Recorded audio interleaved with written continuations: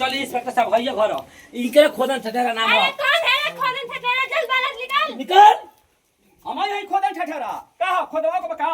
अरे तुम्हारा बेटा, अरे कमीने तुमको शर्म नहीं आता? इंस्पेक्टर से कैसे बात किया जाता है? कैसे बात किया जाता तुम्हारे है? बेटा चैनल के नाम से ना कंप्लेंट आया है। कौन किया है? अरे ये कि इनके बेटी को लेकर तुम्हारे लड़का भागा है। कौन दिया है? खबरदार, हमार भाई वैसा ना हो। अब पूरा इलाका में जाकर पता करी कि पहले उनकर बहन भागल कहाँ बिया। हमार भाई तो गइल बा मैदान होके। अरे बाप रे बाप, इतना शरीफ तार भाई हो। कोई लड़की लेके भगा रही है और बाद से मैदान कर चली। ये मोट जो हो गए जानते तो क्या किया जाए लोग। इंस्पेक्टर साहब ये हो। इसकी बहन को कहाँ रखे हो? अरे अभी पानी नहीं के छूला रुको ना बता। ए पहले बताओ कहां रख ले बड़ी बताओ। इंस्पेक्टर साहब ये बहुत लोग खोद हो गया। अच्छा बताओ जब तू चुपा जा ये मोट जबरदस्ती कर लगा दुआ। अरे लेके भागल बड़े थे लोग देखले भाई गवाह बा जतनदीन गवाह बा था तक हो। हां हम देखनी इले भाई सही बोल रहे हैं। ये लगा भागा अरे ये मारो मत। कानून के हाथ में मत लो। हां कानून के हाथ में जी, घूस जी। लेके आइल बढ़ जा। जी कलुआ, ज्यादा तुम बोल रहे हो।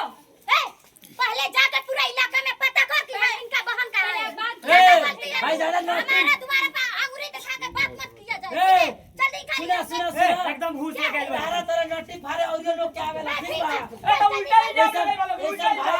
सुनो बताओ तो अरे भाई रख ले बड़ू गांव में कितना लड़की लेके भाग चुका हमारे भाई है। ए अरे भाई मत ना करो नाम लेकर भाग गया।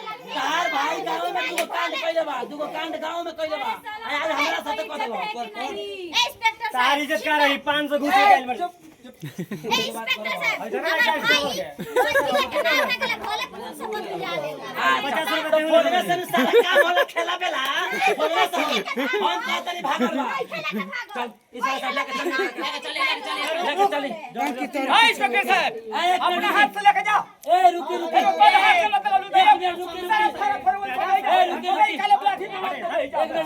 रुकी है ना अरे इंस्पेक्टर आए तो लेके जाएगा। अपना बहन के खिला भागो अपना बहन के खाले खिला खाले मत खिलिया। खो खाले खो साले खो।